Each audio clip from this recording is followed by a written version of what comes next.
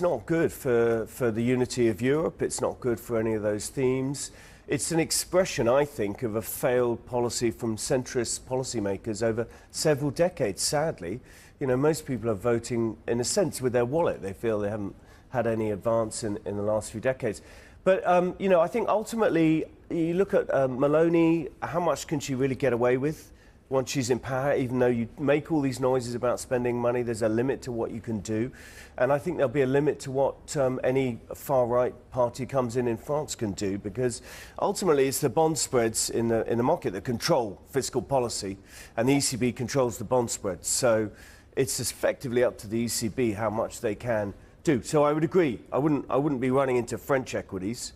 This is an issue for France, and the ECB is not going to do anything until there's a real problem in markets. So, yeah, I think one can get carried away with what they'll be able to do, even if they do get the power that they want. Talk to me about tactical versus strategic as well, and it's something that you always bring up, you know, in your commentary, which thank you very much. I read a lot of it as well. Is the short-term moves? There's an opportunity here versus actually long-term thematic. Your long-term thematic sounded pretty bullish. You know, the corporates and their households, they're in good fettle.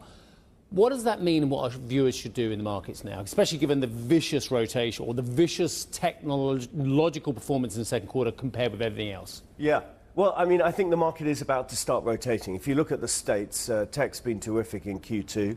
Oh, it's been terrific for ages. But, you know, it got overcooked.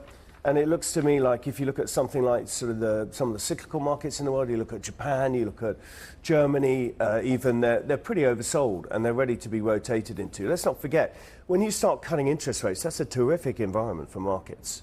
And globally, we're cutting interest rates. This is very powerful. And there's still liquidity in the RRP. So markets love liquidity. So I'd say tactically, I'd start looking for more cyclical, small and mid-cap area of the markets to do well in the third quarter, and tech to take a breather, which is what it's been doing. But interestingly, even within tech, there's been a rotation away from NVIDIA to Amazon and possibly to Apple. So, you know, the market's rotating on lots of different levels.